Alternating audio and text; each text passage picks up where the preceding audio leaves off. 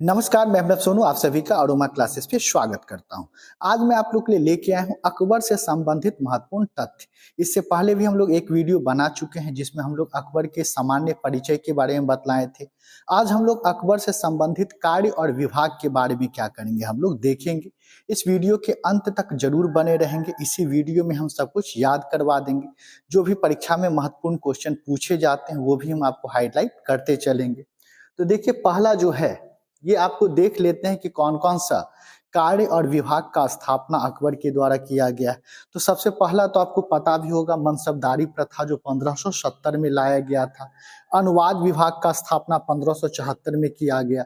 इबादत खाना का 1575 में, दहसाला विभाग 1580 और दीन इलाही जो है वह 1582 में आया। इसके अलावा जो है यह इलाही संवत भी चलवाएं, इलाही गज भी आया, इलाही सिक्का भी आया और प्रयागराज का नाम बदलकर आपको इलाहाबाद भी किया गया। तो इस सभी के बारे में हम लोग थोड़ा थोड़ा परिचय देखते चलते हैं जो कि परीक्षा में पूछता है। तो आपको पता भी होगा सबसे पहला आपका क्या है, मनसबदारी प्रथा।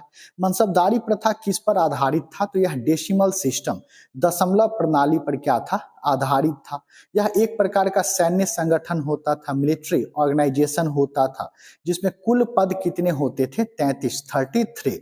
अगर हम मान ले कि यह अकबर का दरबार है और यहाँ अकबर बैठे हुए हैं, तो अकबर के सबसे निकट जो हैं वो उच्च ओहदा के अधिकारी बैठते थे, जिनको क्या कहा जाता था? अमीर आजम कहा जाता था। सेकेंड ऑर्डर के जो अधिकारी बैठते थे उसको क्या कहा जाता था? उमरा कहा जाता था। और इन तीनों में जो सबसे निम्न जो होते थे वह कौन होते थे? मनसबदार होते थे। तो अकबर के दरबार में 3 श्रेणी में दरबारी को बांटा गया था। सबसे उच्च श्रेणी में कौन होते थे? अमीर आजम। जो द्वितीय श्रेणी में कौन होते थे? तो उमरा होते थे। और सबसे निचले क्रम के श्रेणी में कौन होते थे? मनसबदार होते थे। जैसे आजकल हम लोग काउंसिल ऑफ मिनिस्टर को 3 श्रेणी में बांटे। सबसे उच्च कोटि के होते हैं उनको क्या कहते हैं? कैबिनेट कहते हैं। उसके बाद क्या होता है? स्टेट मिनिस्टर्स होता है। उसके बाद डिप्टी मिनिस्टर होता है। इसी प्रकार से यहाँ पर भी क्या था? 3 क्रम होता था। तो कभी हम मनसबदारी के बारे में अलग से भी एक वीडियो बना के लाएंगे जिसमें और भी डिटेल बतलाते चलेंगे। एक प्रश्न पूछता है कि सर्वाधिक मनसब जो है किसको प्रदान किया गया था? तो सर्वाधिक मनसब सलीम को दिया गया था जो कि इनके पुत्र थे। सेकेंड स्थान पर जिनको दूसरा सर्वाधिक मनसब किसको प्रदान किया गया था? तो मान सिंह को। इसके बाद अगर तीसरे नंबर पर कौन आते हैं? तो भगवान दास। तो पूछ देगा कि सर्वाधिक मनसब किसको प्रदान किया गया है? तो सलीम को। द्वितीय सर्वाधिक मनसब किसको प्रदान किया गया? तो मान सिंह को। तीसरे स्थान पर किसको प्रदान किया गया था? तो भगवान दास को प्रदान किया गया था। इसके अलावा जो अकबर के द्वारा विभाग स्थापित किया गया, इसको क्या कहा जाता है? ट्रांसलेशन डिपार्टमेंट या अनुवाद विभाग कहते हैं। ट्रांसलेशन मतलब ही होता है कि एक भाषा को दूसरे भाषा में क्या करना?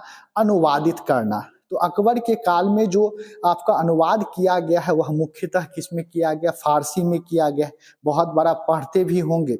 तो यहाँ पर देखिए 1574 में अनुवाद विभाग का क्या किया गया? स्थापना किया गया। इसमें अनुवाद किस भाषा में किया जाता था? फारसी भाषा में किया जाता था। अगर हम कुछ उदाहरण देख ले तो आपको याद होगा जो बाबरनामा है, जिनको किनके द्वारा लिखा गया? अब्दुल रहीम खान खाना के द्वारा। इसी प्रकार से रज्मनामा जो है वह अब्दुल कादिर के द्वारा फारसी में अनुवादित किया गया है। जिसके भी लास्ट में नामा लगे तो ये सामान्यतः क्या हो सकता है? फारसी भाषा में हो सकता है। तो अनुवाद विभाग के बारे में क्या जाने कि अन्य भाषा को फारसी भाषा में यह मूलतः क्या करते थे? अनुवादित करने के लिए इस विभाग का क्या किया गया था? स्थापना किया गया था। अगला जो है वह इबादत खाना, जिसको प्रेयर हॉल भी कहते हैं, प्रार्थना सभा कक्ष भी कहते हैं। इसका स्थापना अकबर के द्वारा कब किया गया है? 1575 में किया गया। 1575 में इस इबादत खाना को मुस्लिमों के लिए खोला गया। 1575 में सभी धर्मों के लिए यह नहीं खोला गया था। पॉइंट याद रखिएगा। 1578 में जो है यह सभी धर्मों के लिए क्या किया गया? खोला गया। लेकिन जब यह सभी धर्मों के लिए इबादत खाना को अलाउ कर दिया गया तो इसका बहुत ज्यादा क्या हुआ? विरोध विरोध किया गया और अंतोगत्वा इसको 1580 में बंद कर दिया गया। तो इसमें 3 डेट याद रखिएगा, पूछ देगा कि मुस्लिमों के लिए इबादत खाना कब खोला गया, तो 1575 में। सभी धर्मों के लिए कब खोला गया, तो 1578 में। और भारी विरोध के बाद 1580 में इसको बंद कर दिया गया। अगला जो है दहसाला प्रणाली, जो कि एक भू राजस्व प्रणाली था। इसको टोडरमल के द्वारा देखरेख किया गया, इसलिए इसको टोडरमल प्रणाली भी कहते हैं। इसका स्थापना कब हुआ है, 1580 में हुआ है।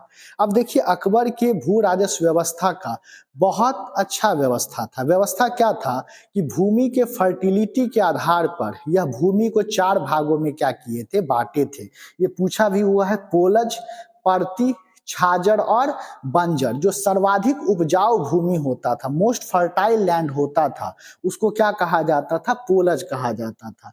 उससे कम उपजाऊ भूमि है, उसको क्या कहते थे, पर्ती कहते थे। और इस प्रकार से यह 4 भागों में क्या किए, बांटे। चूंकि सर्वाधिक उपजाऊ भूमि है जिसमें फसल होगा, तो पोलज से हर साल क्या लिया जाता था, आपको कर लिया जाता था, राजस्व लिया जाता था। जो आपका पर्ती है उसको थोड़ा सा क्या एग्जेम्पशन दिया गया था, बोला गया था आपको 1 साल टैक्स देना है, फिर अगले साल टैक्स नहीं देना है। इनको 1 साल टैक्स देना होता था, अगले साल नहीं देते थे, फिर उसके अगले साल क्या करते थे, टैक्स देते थे। छाजर इससे भी कम उपजाऊ था, तो इनको और छूट था कि भैया तुम 1 साल में नहीं 2-2 साल करके राजस्व दो। 2 साल दोगे, फिर गैप, फिर 2 साल दोगे, मतलब 2-2 साल के गैप पर इनको क्या करना था, देना था। इनके आज दिए, फिर 2 साल बाद देंगे, फिर 2 साल बाद दिए, उसके फिर 2 साल बाद देंगे। सपोज कि जब 2024 है और मेरे पास छाजर भूमि रहता, तो हम 2024 में अगर राजस्व देते तो अगला राजस्व हम 2026 में देते। अगर मेरे पास पर्ती भूमि रहता तो हम 2024 में देते, तो 2025 फिर क्या हो जाता, गैप हो जाता। तो इस प्रकार से 1 साल के गैप पे पर्ती में, 2 साल के गैप पे छाजर में। बंजर में तो कुछ आपका अनाज होता नहीं, इसलिए बंजर से कोई टैक्स नहीं लिया जाता था। और यही भू राजस्व व्यवस्था का सबसे बड़ा विशेषता था। अंग्रेज के काल में ऐसा नहीं था।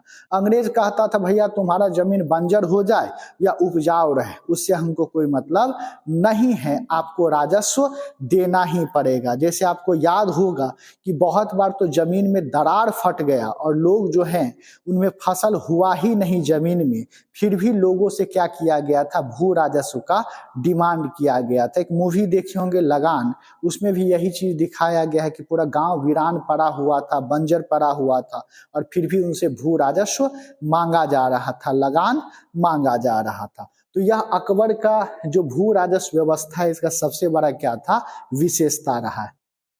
अगला आपका दीने इलाही पता भी होगा कि यह अकबर के द्वारा चलाया गया। कब लाया गया, 1582 में, 1582 में लाया गया। इसके जो हेड थे, इसके प्रमुख कौन, किसको बनाया गया, अबुल फजल को बनाया गया। लेकिन इसमें ज्यादा लोग नहीं जुड़ पाए। कुल कितने लोग इस धर्म को अपनाए, तो मात्र 18 लोग ही धर्म को अपनाए। जिस व्यक्ति को दीने इलाही धर्म अपनाना होता था, वो रविवार के अकबर के समक्ष क्या होते थे, प्रस्तुत होते थे। काफी महत्वपूर्ण क्वेश्चन है, पूछ भी देता है किस दिन दीने इलाही को अपनाया जाता था। तो रविवार को यह अकबर के दरबार में पहुंचते थे, अकबर के समक्ष सिजदा और पाबोश करते थे। उसके बाद फिर यह दीने इलाही धर्म को क्या करते थे, अपनाते थे। तो पहला हिंदू जो दीने इलाही धर्म को अपनाया वह कौन था, बिरबल था। लेकिन 2 ऐसे भी व्यक्ति रहे जो इस धर्म को नहीं अपनाए, उनको बोला भी गया फिर भी वो नहीं अपनाए, जिसमें से कौन है, टोडरमल और मानसिंह। 2 ऐसे व्यक्ति हैं जो आपको दीने इलाही को नहीं अपनाए। और इलाही से यहाँ पर देखिएगा अकबर बहुत कुछ आरंभ भी किया। जैसे 1583 में इलाही संवत की शुरुआत किया, इलाही गज भी इसी के द्वारा लाया गया, इलाही सिक्का भी चलाया गया, और प्रयागराज का नाम बदलकर इलाहाबाद कर दिया गया। वर्तमान में योगी जी जब आए तो फिर इलाहाबाद का नाम बदलकर प्रयागराज कर दिए। तो उम्मीद करते हैं अकबर से संबंधित यह वीडियो आपको अच्छा लगा होगा। यदि अच्छा लगा हो तो लाइक जरूर करेंगे और ज्यादा से ज्यादा शेयर जरूर करेंगे। इसके अगले वीडियो में हम लोग अकबर से संबंधित स्थापत्य कला के बारे में लेके आएंगे। बहुत बहुत शुक्रिया, थैंक यू आप सभी का।